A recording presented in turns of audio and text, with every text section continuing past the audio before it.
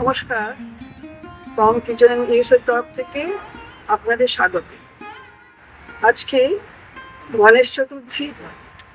গণেশের পুজো খুব ধুমধাম করে মহারাষ্ট্রে হয়, তাদের প্রধান উৎসব। যেমন বাঙালিদের দুর্গোৎসব, মহারাষ্ট্রীয়দের গণেশ চতুর্থী। আমরা যেহেতু ভারতবর্ষে বাস করি, ইউনিটি ইন ডাইভার্সিটি, আমাদের সকলের থেকেই আমরা সকল কিছু নিই, এজন্য আমাদেরও গণেশ পুজো হয়। কিন্তু আমরা পুজো করি পয়লা বৈশাখ আর অক্ষয় তৃতীয়া। শুভ বছর শুরু হয়, শুভ দিন শুরু হয়, সকলের মঙ্গল কামনা সিদ্ধি কামনা। সেই গণেশ চতুর্থী উপলক্ষে আজকে আমি তৈরি করব গণেশের প্রিয় খাবার মধু। সহজ উপায়ে আমি শিখেছি, আপনাদের সাথে সেটা শেয়ার করতে চাই। আমি মোদকের পুরটা তৈরি করছি। নারকেল নিয়েছি এক বাটি, ড্রাই নারকেল, সেই জন্য একটু দুধ দিয়ে জাল দিচ্ছে। দুধটা যখন শুকিয়ে যাবে তখন আমি গুড়টা দেব, আর এক চিমটি সল্ট দিয়েছি, 1 পিঞ্চ সল্ট দিয়েছি। দুধটা যখন শুকিয়ে যাবে তখন আমি গুড়টা দেব। এই যে গুড়, এই গুড়টার মধ্যে আখের গুঁড়ো আছে, পাটালি গুঁড়ো আছে। শুনেছি যে গণেশ ঠাকুর গুড় ভালোবাসে, বিশেষ করে আখের গুড়। সেই আখের গুঁড়ো আছে আর একটু পাটালি গুঁড়ো দিয়ে, আর এই যে দুধটাকে জাল দিচ্ছি, দুধ দিয়ে সামান্য একটু সল্ট দিয়েছি ব্যালেন্স করার জন্য। এই দুধটা যখন শুকিয়ে যাবে তখন আমি গুড়টা দেব। তারপরে আমি কি করছি দেখাচ্ছি। দুধটা শুকিয়ে এসছে, এখন আমি গুড়টা দিয়ে দেবো।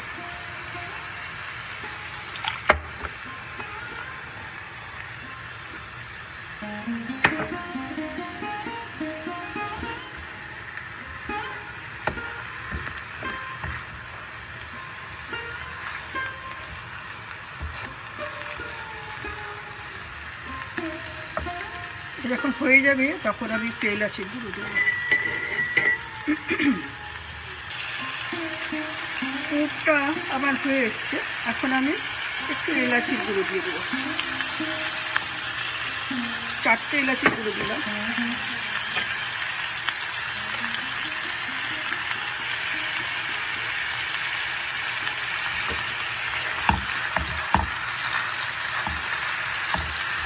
একটু ড্রাই হলে, তেল বেরোলে নামিয়ে নেব।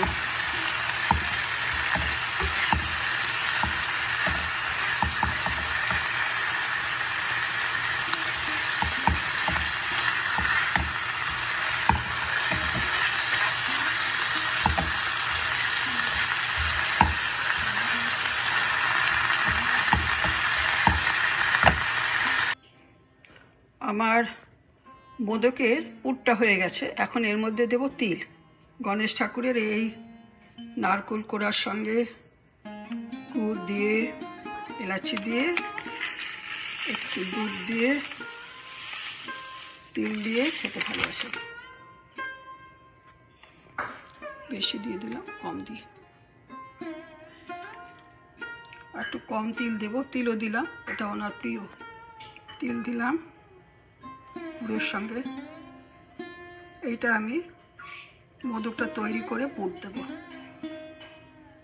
আজকে আমি ভাজা মোদক তৈরি করব। যদি সময় পাই ছানার করব, কিন্তু নালে ভাজাই করব। প্রথমে আমি ভাজা মোদক তৈরি করব, সেই জন্য নিলাম হচ্ছে 1 কাপ ময়দা, তাতে 1/2 টিস্পুন, 1/4 টিস্পুন চিনি দিয়েছি, আর দিয়েছি পিঞ্চ সল্ট, আর 1 টেবিল স্পুন হচ্ছে ঘি দিয়েছি। এবার এটা ভালো করে আমি মাখবো। ঘি, নুন, ময়দা এগুলো সব দিয়ে আমি এটা এখন মাখছি ভালো করে। এটা ঘিটা ভালো করে একদম মিশিয়ে নিতে হবে। আমি একটু অল্পই করছি।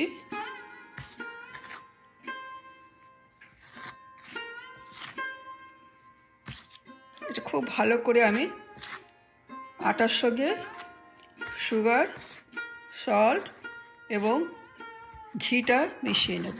তারপরে আমি অল্প অল্প জল দিয়ে এটাকে একটা ডো তৈরি করব। ডোটা নরম হয়েছে, এবার আমি লেচি করব। তা ভালো করে নরম করতে হবে। এই ডোটা মাখা হলো, এটা এখন আমি একটা বাটি দিয়ে ঢেকে রেখে দেবো। আধ ঘন্টা ঢাকা থাকবে। তারপরে আমি পরবর্তী পর্যায়ে যেগুলো করব আপনাদের দেখাবো। মোদকের লেচিটা দিয়ে গোল গোল করে এরকম করে নিয়েছি। এখন এর মধ্যে পুর ঢোকাবো। তিল থাকবে একটু, আর পুর থাকবে। তারপরে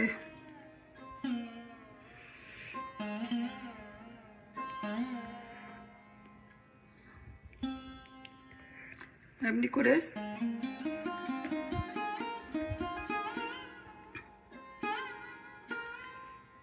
করছি। এবার দাগগুলো যেটা হয়, আমার ছাঁচ নেই, আমি হাতে করছি। এই যে ছাঁচের মতো করে আমি ওই দাগের কনসেপ্টটা দিলাম। এই ছুরিটা দিয়ে আমি পেছনটা দিয়ে এরকম দাগ দিলাম। এই দাগ, এই দাগ, এই দাগ, এই দাগ, এই দাগ,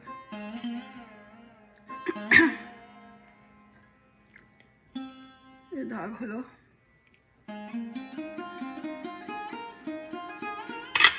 মুখটা আমি ছুচালো করে দিই। এই একটা মোদক হলো। এটা আমি ভাজবো, এরকম করেই করছি সবগুলো।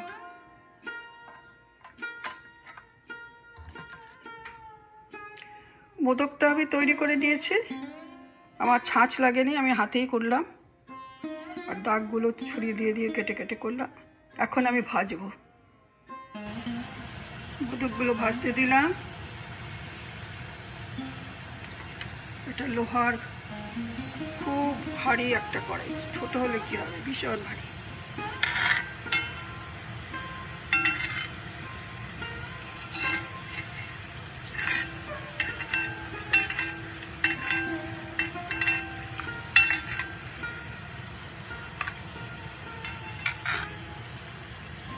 যখন দেব তখন হাই ফ্লেমে, তারপরে আস্তে আস্তে মিডিয়ামে দিয়ে ভাজতে হবে, তাহলে ভাজাটা ভালো হবে।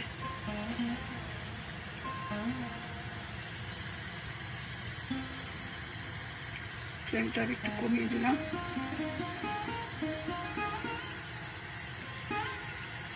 এটা পুড়ে যাবে না, অথচ ভাজাটা ভালো হবে।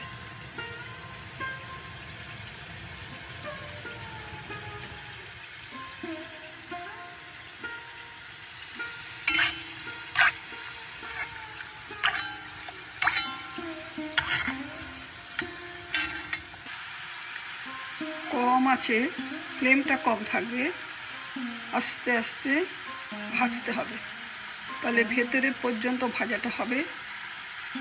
আর বেশি ফ্লেম হয়ে গেলে ওপর ওপর পুড়ে যাবে, ভেতরটা হবে না। ধৈর্য ধরে একটু ভাজতে হবে। আমার এতক্ষণে একটা ভাজা হয়েছে, এখন 4টে লাগিয়েছি। দেখা যাক এপিট ওপিট করে কতক্ষণ লাগে। খুব অল্প করে ছানার মোদক করছি, তাই 150 মতো দুধ দিয়েছি, বেশি নিইনি। আর ভিনিগার 1 চামচ দিয়ে ছানাটা কেটে জল ঝরিয়ে, আর চিনি দিয়েছি, এর খুব কম ছানা সেই জন্য চিনি দিয়েছি 4 চামচ, গুঁড়ো চিনি। এখন এটা মিহি করে ছানাটাকে ডলে নিচ্ছি।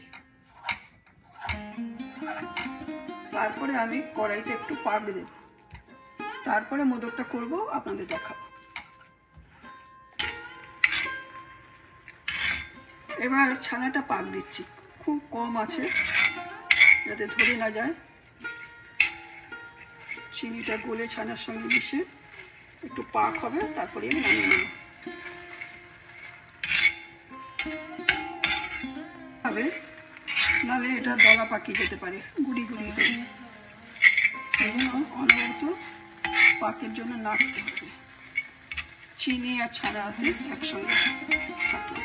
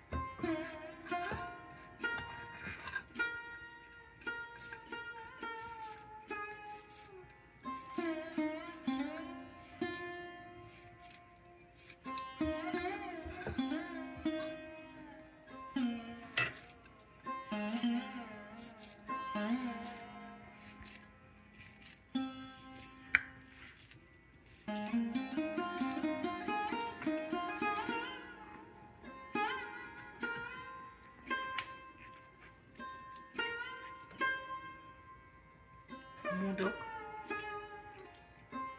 ছানার মোদক, এখনো ডেকোরেশন বাকি আছে। মোদক, ছানার মোদক, ছানা করে ভিনেগার দিয়ে একটু ছানা করেছি, খুব অল্প করেছি কারণ ভাজা মোদক করেছি। আমি নিয়ম রক্ষার জন্য দুটো ছানার মোদকও করলাম। আর এটা ছানা কেটে নিয়েছি খুব কম দুধে, একটু ভিনেগার দিয়ে। তারপরে যতটা ছানা ছিল তার 3/4 চিনি দিয়েছি, দিয়ে খুব ভালো করে ডলে তাকে একটু ভেজেছি, কড়াইতে নাড়াচাড়া করে তারপরে মোদক শেপে এটা করলাম। যদি ছানা আর চিনি একসঙ্গে দিলে গুঁড়ো গুঁড়ো হয়ে যায়, দলা দলা ছোটো ছোটো দেখা যায়, তাহলে কিন্তু মিক্সিতে আবার একটু ঘুরিয়ে নিলে সেটা আবার নর্মাল হয়ে যায়।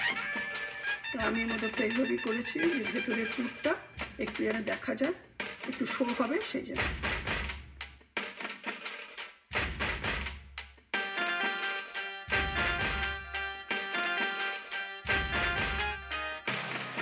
মোদক তৈরি হয়ে গেল।